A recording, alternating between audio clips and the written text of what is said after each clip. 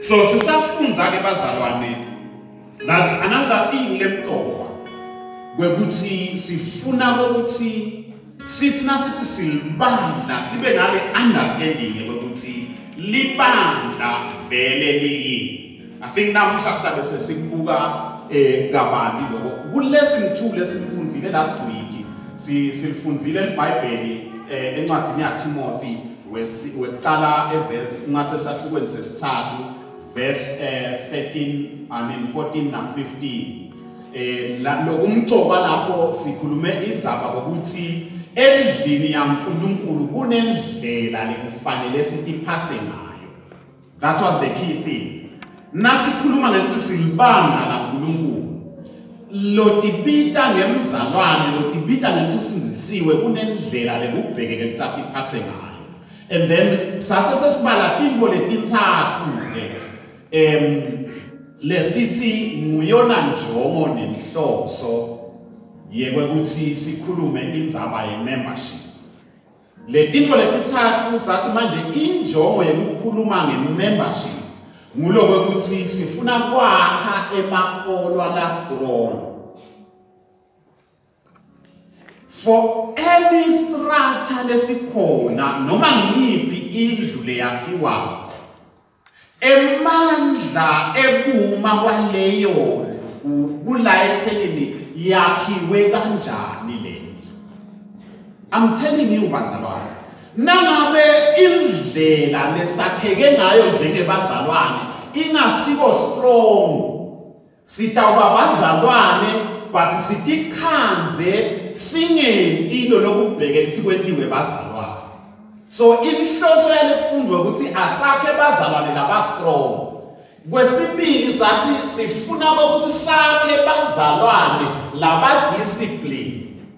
In other words, sakha bazalwane labatawukhona kuba in control of their lives. Bazalwane labatawuphila controlled lives. Hayi uzalwane lotapiphilela nje noma enkanjani kodwa abe athi umzalwane. Kwesithathu sathi manje injongo yalokufundza nge-membership ngilokho sifuna ukuthi kwakhiwe bazalwane laba responsible. Bazalwane labatiko kokuthi ngikhonela ini mine bendlule ekwakhini bese sebendale okule bakhonela bona. Three things lesitibalile last week. Now namuhla ke bazalwane ngidawucela lokuthi sigijime ngeke sisabala lokho sibese siyaphawula. Namuhla ngifise ukuthi sibuke indzaba yekokuthi ye local church. Singicela sifunze incwadi yaTimothy kulo verse 14 na 15 but simfundzile last week ngicela simphindze namuhla. La sithi khona indzaba lemcoka ngiloko ukuthi sitiphatha kanjani. Sifundzele incwadi yaTimothy wekuqala sahluko sesithathu verse number 14 and 15.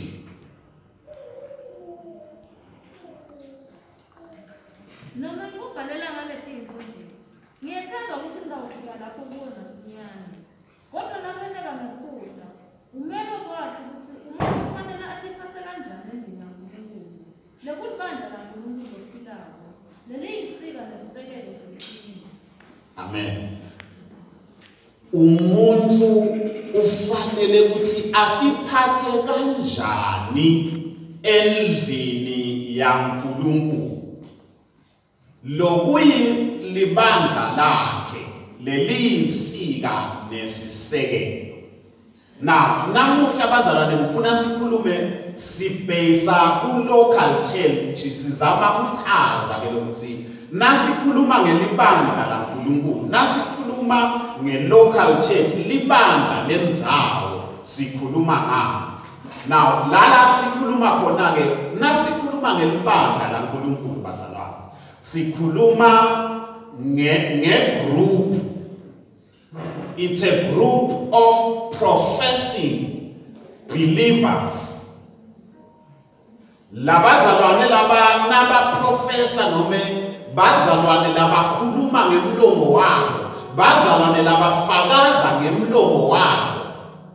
Bafakaza ini bafakaza ukuthi Jesu Kristu uyinkosi. And then labazalwane ke nglabahlangene in some particular location on a regular basis for fellowship. Ngalamanye amagama nasikhuluma nge-local church bazalwane sikhuluma ngebantu lebakholelwa kuJesu. Labantu laba bahlangana ndzawonye endzaweni letsite. Bahlanganyela kuto fellowship. Bahlanganyela kuto ukhonda. Baze bahlangana labazalwane sibabita ngokuthi it is a local church. Libandla lendzawo. Nitina ke letini. Kwekucala bazalwane bantfu laba profesa Jesu nome bantfu labafakaza labakhuluma ngaJesu. Labantu labakhuluma ngaJesu bayahlangana ndzawonye endzaweni letsite ngenjongo yekufellowshipa. Nasikhuluma ngefellowship sisho ngenjongo yekuhlanganyela, ngenjongo yekutimbandzakana, ngenjongo yokuthi nawe wenda lutho nalomunye ente lutho. So we call that a local church. Now, unemehluko ke ebandleni lendzawo nanali libandla leJesu atawubuya kutolandza. I think sike sakhuluma lo. Naketa Jesu nakabuya alandza libandla lakhe. Angeke alandze ingogodla alliance nje kuphela. Siva. Angeke alandze iNazarene, ngeke alandze assembly but so landza ke bonke labantu leba profesa Jesu. Labakhona ke kuhlanganyela etindzaweni tonke emhlabeni wonke. Utawube alandze labo Jesu. But ke ifocus yethu ayikho kubo bonke labantu etindzaweni tonke emhlabeni. Sikhuluma nganaba labahlangene in a particular location. Noma endzaweni letsite. In our instance sikhuluma nganaba labahlanganele kuphi e-alliance eMgogodla. That is a local church.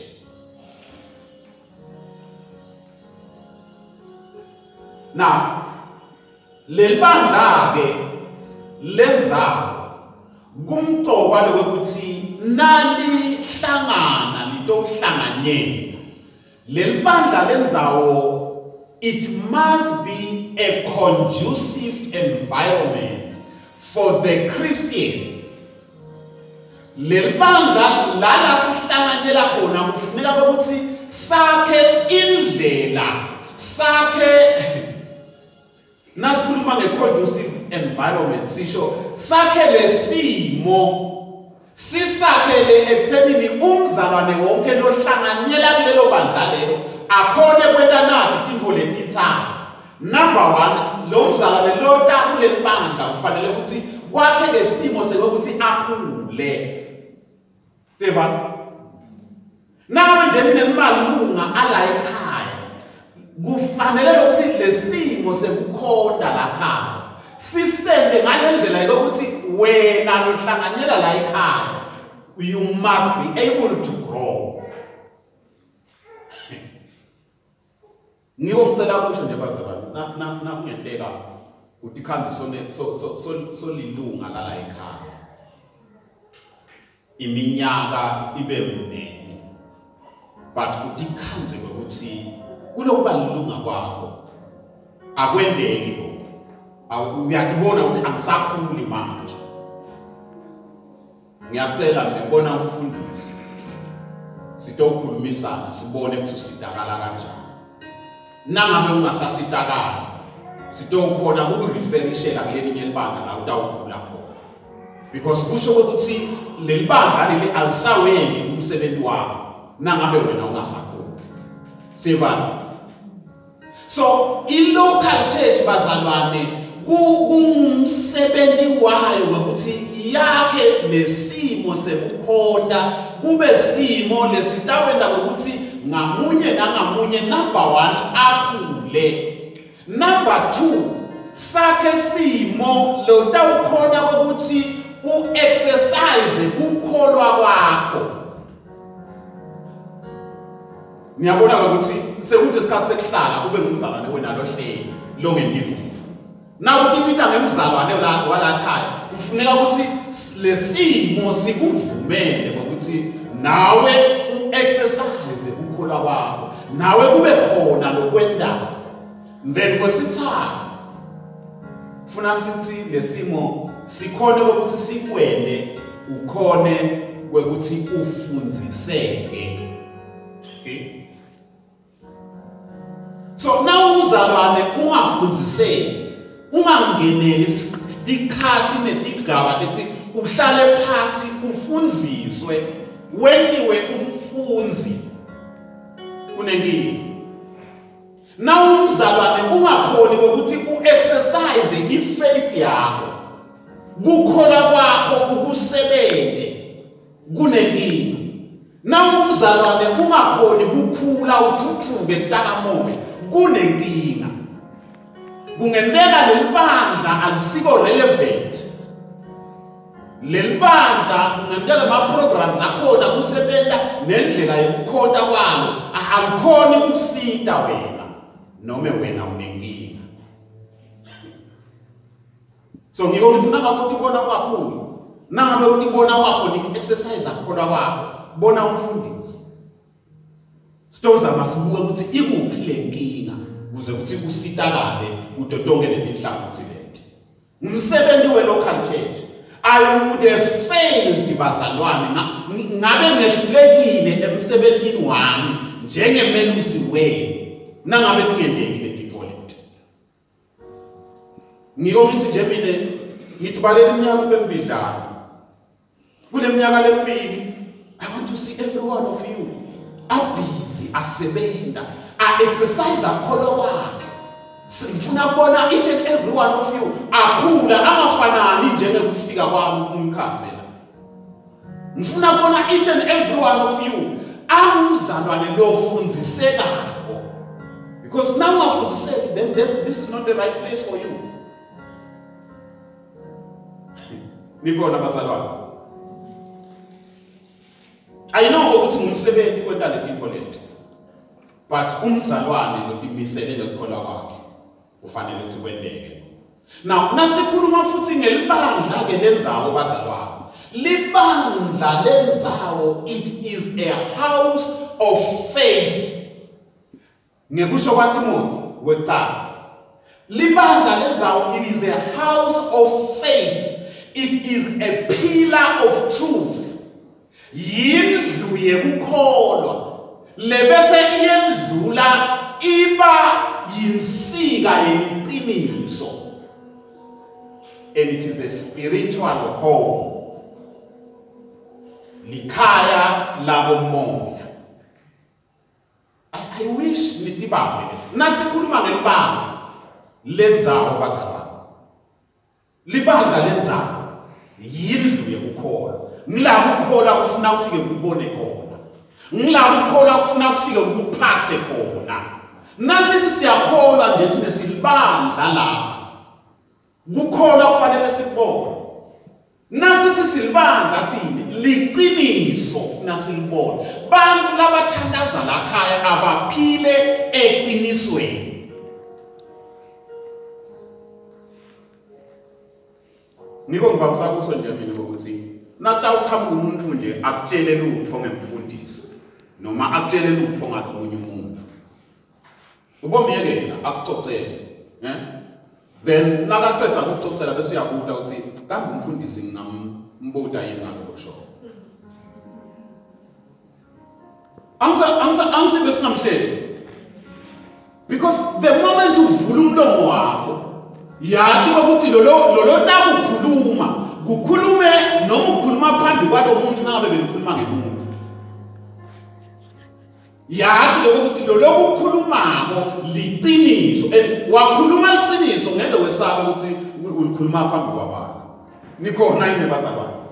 So libandla bazalwane it is a house of faith and the pillar of truth. Yathi ukuthi kube besingaphila liqiniso sisebenzise ukukholwa kwethu. Letinye ngale sidibana nato sihambe sinyathilana lakholweni ngababili. Now sithi ke bazalwane libandla laNkulunkulu. Nangabe sisadibita ngithi silibandla laNkulunkulu la ngoba. Asendele simo. Sibe nami lesikubalula. Let this be a home, a spiritual home. Kube ngiko ngiyayithi mina na uthandaza lakhaya kwaze kwenteka nje wangabi khona la ekhaya. You should miss home. Sivana. Naptawendeka ngelisondvo ungabi la ekhaya ngani udibita ngithi ulilunga la ekhaya. You know, hlala ucabanga ukuthi nyalo kube ngisekhaya nje. Kwesinye isikhathi uze uvisualize ukuthi ubuke lesikhathi sinyalo sing-10:30. Nyalo singahlatshelelwa, nyalo singiyathandazwa. Nyalo nje soyashumayela umfundisi. You are missing home because it is your spiritual home. Oyihlobo lemzalo le ntawuhamba nje iphela inyanga lingakiwa akanenzaba lethu. And you call yourself a member of this church?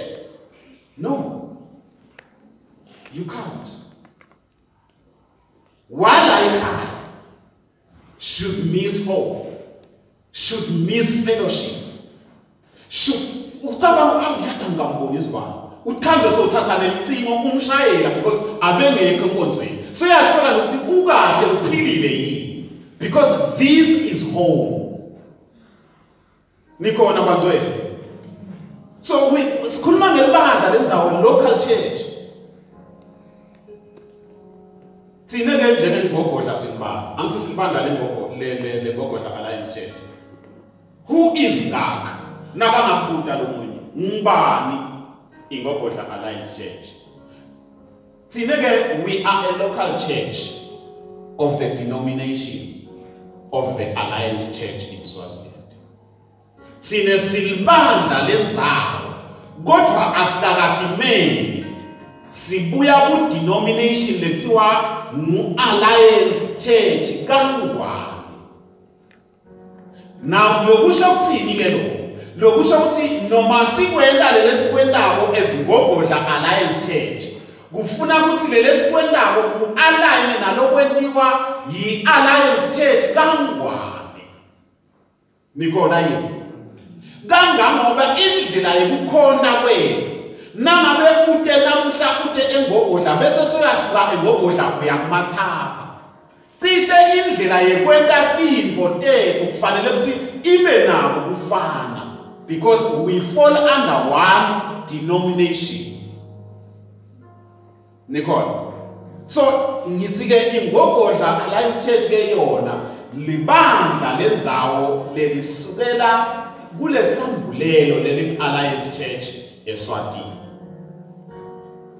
And lelibandla leli lingelinye lalamanengi ema local churches nakhona kuwo onke ema Alliance Church eSwatini. And as a local church bese ngishito ukuthi we fully subscribe to the Alliance Church eSwatini and its growing or its governing structures and constitution. Lokusho ukuthi njengelibandla lasengogodla thine siyanaka lokuthi nekokuthi futhi siphethwe ngulendlela lebusa libandla lase-Alliance kaNgwane. Futhi siyawunaka nalomthetho sisekelo lobukete indlela yokuphathwa kwe-Alliance Church eSwatini. In other words, siyite constitution yethu njenge-local church. But constitution yethu ngile constitution ye-Alliance Church in Swaziland. Lokusho ukuthi lesikwendako thine sendalo lokuvunywa ngule ndlela yokuphatha kwe-Alliance Church in Swaziland.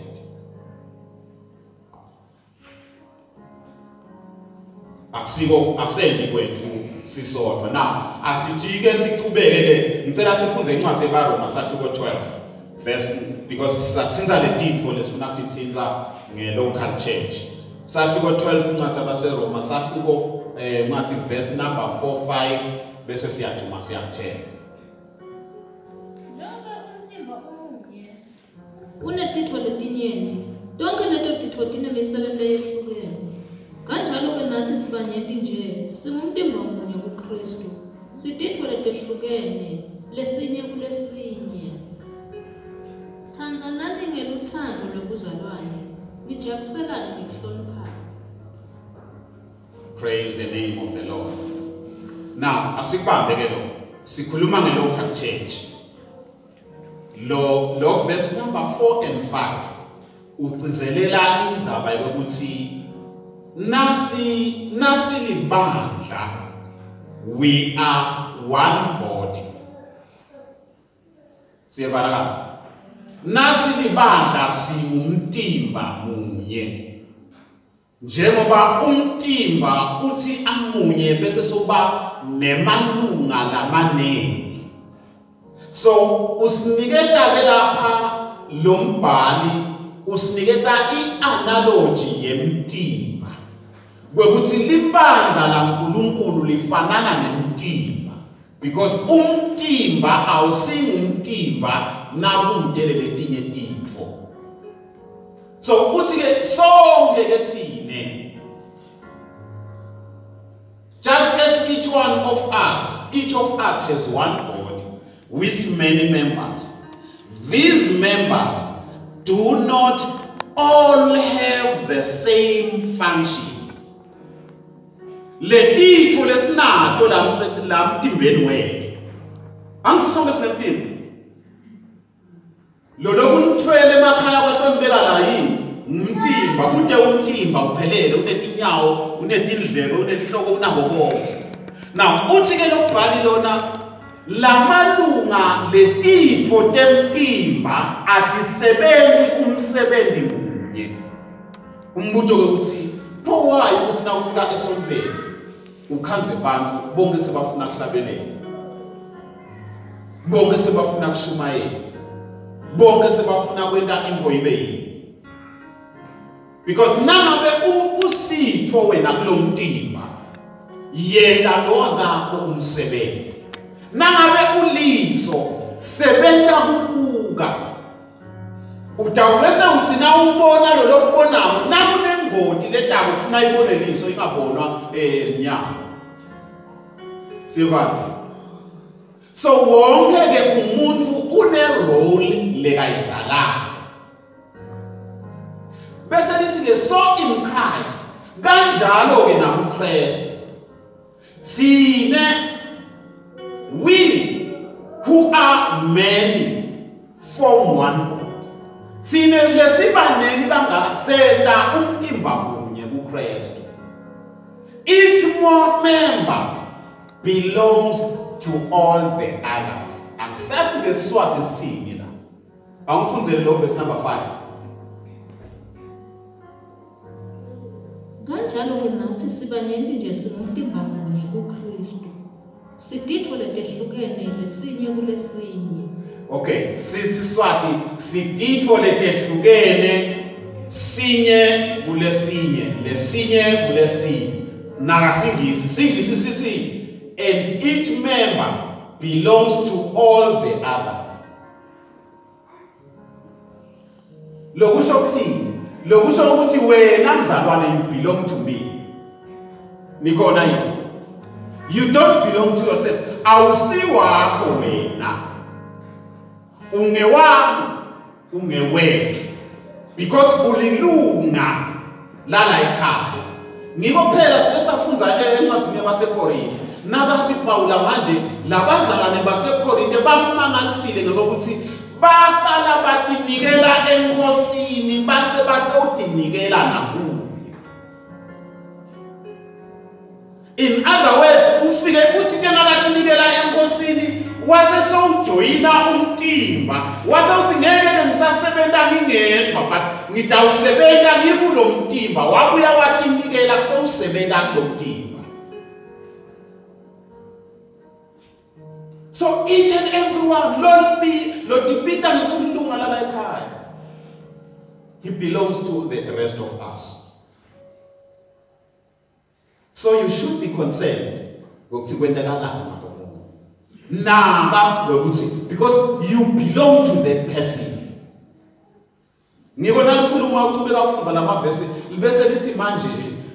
kungenteka yini kodwa ukuthi wenyanye lesinye seditho lakho. Okay, verse number 10 uthi be devoted to one another in brotherly love.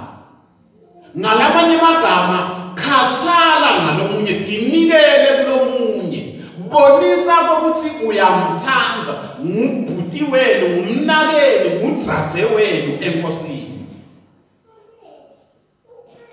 Nakungubhuti wenu, nakungumnakeni, angeke kwendeke umzonde umuntu wakini. Uthi noma ngabe kwala noma ngabe uvise ebuhlungu, but ekugcineni kwelisuku utangiva sengisho ngithi yingadi yababe, yingadi yakethu le. Bathi besingisi blood is thicker than water.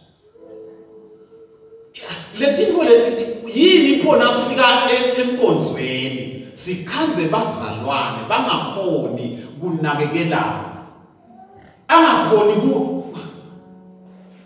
kuba consent njengalomunye. Devoted, be devoted. Lendlulele lesingisi lithi honor one another above yourself. Lokusho ukuthi hlonipha, phakamisa lomunye umuntu, mente abe ngcono kwendlula wena. Yini nje wena lo yendawo kuphakamisa nalo seceleni kwakho? Do you even care ngalolo laceleni kwakho yini? If you don't, why then are you calling yourself a member of this church? Because lolunga lakhaya uyamnaka lomunye umzalwane. Lolunga lakhaya uyamphakamisa lomunye. Empeleni wenda konke lekangakwenza kuze kuthi lomunye lomzalwane abe ngcono kunawe. That's the Bible. Nikhona yini bazalwane? Sikhuluma ngekholwa la. Hayi lefana kalona lesiyayisiyene sithi siyakholwa. Ona hlonipha, phakamisa, mente abe ngcono. In other words, kuze nibe ngcono mina njengomfundisi wenu, angeke ngibane nibe ngcono ndaweni kwamuwe. Because wena uyingcenye yalomtimba. Ngalesikhathi wenda mina ngiba ngcono, ngalesikhathi kutawuthiwa umfundisi waseNgogodla unje. And ngalesikhathi ashayina umfundisi waseNgogodla, libandla lami lekanjani liyaphakama na. Ungakafunzi kwenta ngcono lomunye umuntu utawuloku ushaya isibhudo ndzawonye ungadiboni ukuthi uyaphi. Nikhona impazalana. Akasesehle kulamahashi leswagibele. Buyani sibe ndzawonye silingane. Because wema entule ntsabeni ngenteka ungakhoni ukubona ngale ndlela lengibona ngayo. But wehla wabuya salingana. Kubona kwethu kutawufanana. Ligama lenkosi malibonga. Honor one another. Ngicela sifunze baseFesu sahluko sesibili. Verse number 19. Lele singisi i-Living Bible yona ithi, now you are no longer strangers to God and foreigners to heaven, but you are members of God's very own family, citizens of God's country, and you belong in God's household with every other Christian. Ngabo anisasayito tihambi nemihambini, kodwa nyalo sana ngumndeni munye nalabangcwele, sanibe endlu yaNkulunkulu. Anisasayito tihambi. When nasikhuluma ngetintfo tekukholwa, sikhuluma ngokuthi wena where do you belong? Awusesiso sihambi etintfweni tekholwa. You are no longer strangers to God. You are no longer a stranger or foreigner to heaven.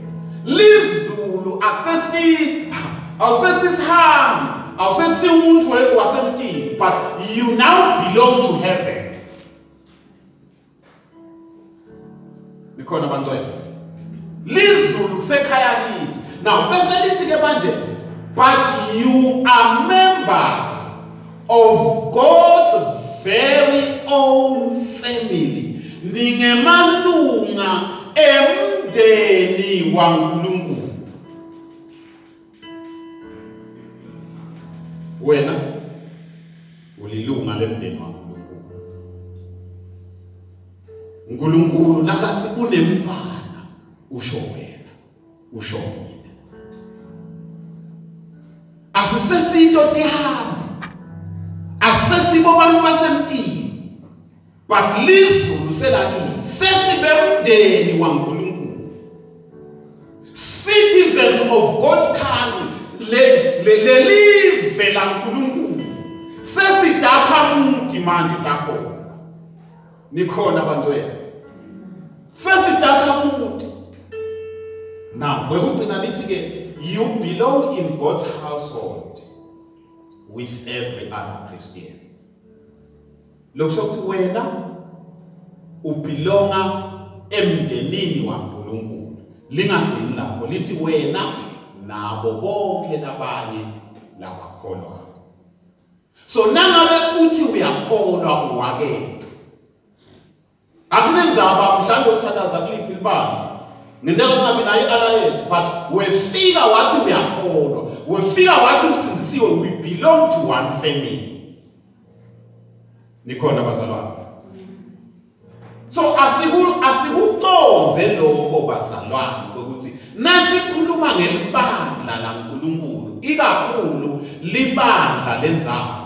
Bantu banye leba professor Jesu uthi inkosi wafa wavuka, siyaphila nyalo siphila kanye naye. Bubandla bulandzela ngemuva, but kwekucala kwekuthi sonke sikholwa kuJesu. Now libandla lenzawo leli effective, libandla lelikhona kugucula bantu belisonto libende emalunga elisonto. Siyevana? Because esontweni kuba khona abantu belisonto. Manje nini niyahlupa lokuthi bese nithi nemuntu welisonto senendawo ngazuthi wala esontweni. Kanti udala esontweni but akasililunga la esontweni. Now in local church ke lewatiko umsebenzi wayo ngile local church ngile bandla la sitawuthi khona siyabonga mfana kithi ukuthi namhla utohlanganyela nathi. Bese sesithi manje besingajabula na leli ndaba lifike ukuyihlanganyele nathi. And sisahlanganyela naye simbonisa uthando. Athi nakabona lo uthando athi I want to belong to that church. Nikhona bazalwane. So nasikhuluma ke ngelibandla lenzawo kufuneka ukuthi likhona ukuthi let's 10 attendees siwende ini ema members. Now kunemehluko ke kunestatement letithathu.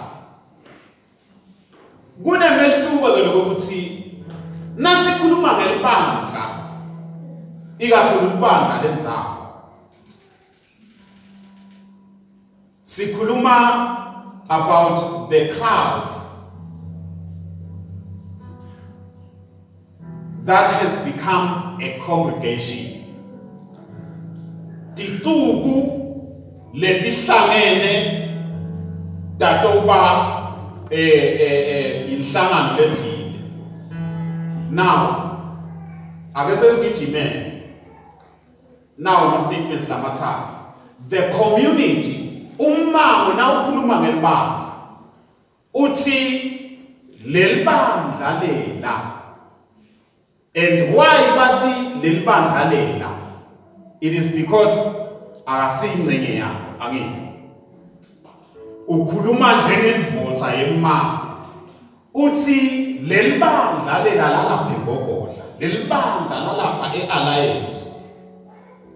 Bese tituku tona tikhuluma tithi manje lelibandla leli, which is this church, but wonke lodala engogodla wonke lodala ealliance kulesakhiwo lesi sibheke ukuthi efike la khona angathi lelibandla lena angathi lelibandla leli but efike athi this is my church, this is our church. Leli bandla lami siyevana manje akusesilo leli bandla lela noma leli selibandla labantu ngaze lefika la ngathi leli bandla lami kusho ukuthini kusho ukuthi sengine sense of ownership sengiyithatha nethi yami leli seyibelonga lapha kimi and waze wathi ibandla lakho leli kusho ukuthini kusho ukuthi awusesinje sivakashi awusesiso sibukeli but now you are contributing kuleli bandla lakho kunetimvo lotendako kuleli bandla because everything that belongs to you uyayisebenzela nikhona kunabantu abaphila ukuthi bala ekhaya kodwa nasithatha kuwa ukuthi yimvele lokwendalo ulisebenzela kuphi leli bandla ngiziro lithatha now ke lokumcoka abazalwane uthi lo munye nakakhuluma Christian life involves more than just believing kukholwa impilo yekukholwa iyendlula ukuthi hayi siyakholwa sonke siyakholwa nje but bese seyifika khona ifaka a sense of belonging yebo uyakholwa kodwa wakuphi wena uthandaza ngukuphi la uphethwe khona impilo yekholwa futhi kuze sikholwe for us to grow in Christ we need to be in fellowship or in relationship with other people or with other Christians kuze sikhona ukuthuthuka sikhule ekukholweni ubita sibe nebudlelwane nalabanye abantu kwababethe ebudlelwane nalabanye abantu khohlwa ngendzaba enkulu and then kwekugcina le ntawucela ukugcina kibo ngiloko ukuthi noma slides sinye sekugcina members need to have identity nangabe kulunga nangabe kuthi uyakholwa usindisile ubita kokuqala ube ne-identity kwesibili ubita nawulunga ufuna ube accountable kwesithathu ubita ube ne-commitment angeke utibite ngelunga lalakhaya nawungatimanyanyisi nelibandla lala ekhaya noma nemalunga namanye ala ekhaya nangabe usathi mina vele le kwaya yangubani kusho ukuthi wena akusiko kwakho angithi you don't identify yourself with those people nangabe utawuthi ungumzalwane kodwa ungabi accountable nawukhona ukhona nje nawungekho futhi ninginakeni then you're not a member because a member is accountable konke lekakwendako kufanele ukuthi kube nemuntu leka accountable kuye and each and every one of you I'm accountable mina for you and you are accountable to me too so nangingaboni nekushayela licino ngokubuthi so washo na yesibaba nikhona bazalwane and lilunga futhi kufuna kube ne commitment okay asifike egcineni sithandaza noma singamshiya now bazalwane lokumcoka nawo nasikhuluma ngelibandla lenzawo angeke ube lelunga lelibandla lenzawo lelingenti lutho kudzingeka letinto lesikhuluma ngato ukuthi di-identify nathi nakunekuhlupheka lokusivelele njengelibandla noma njengelunga lala ekhaya hlanganyela kanye nathi ekuhluphekeni kwethu nakunekujabula lesikujabulelako njengelibandla yiba ingcenye yethu because you identify yourself with us uyingcenye yethu nawutibita nelibandla noma ngelunga lala ekhaya be accountable nawungekho kutawenteka ungabi khona dihluphe ukuthi ubike because uphethwe khona le sivana kubazalwane akusiko bazoyaya la utawenda tintfo noma kanjani ngithanza sibona ngabo ubona mhlukhona sibaba lo mnyakhamu kafika sibhazi sithi hawu namhlukhona asingekubona sathi sengiregister inza sithele. Then we are playing church. Emalunga are accountable. Lo dipita ngokuthi wala ekhaya u-accountable. Naka ngekho siyazi ukuthi sibana ngekho kuphi. Kwendakalani empilweni yasibaba. Wesithathu i-commitment. Utinikele kanjani? Kanganani kuleli bandla? Ngabe uyatinikela ingqondo yakho, inhlitiyo yakho, ngemali yakho, ngabo konke kwakho. Have you really committed yourself in kuleli bandla lothi belonga kulona? Baba egameni lika Jesu Kristu, we thank you Lord. Nkulunkulu wethu lophakeme kangaka. Sibonga live lakho bese likhulunywa kithi. Ngoba live lakho futhi liphilile. Iqiniso Nkosi ngiloko ukuthi ngendzaba yebudze bendlela letinye tetinto Nkosi letimcoka sigcina singadinaki sitibukela phasi. Kungaleso sizathu ekukholweni kwethu sifike lapho singadiboni ukuthi sibheke kuphi. Nkosi Jesu ngiyathandaza egameni lika Jesu Kristu. Live lapho lisafundwa lihleshulwa. Akube netincumo Nkosi letentekayo. Akube ngiloyo Nkosi avuke ebuthongweni.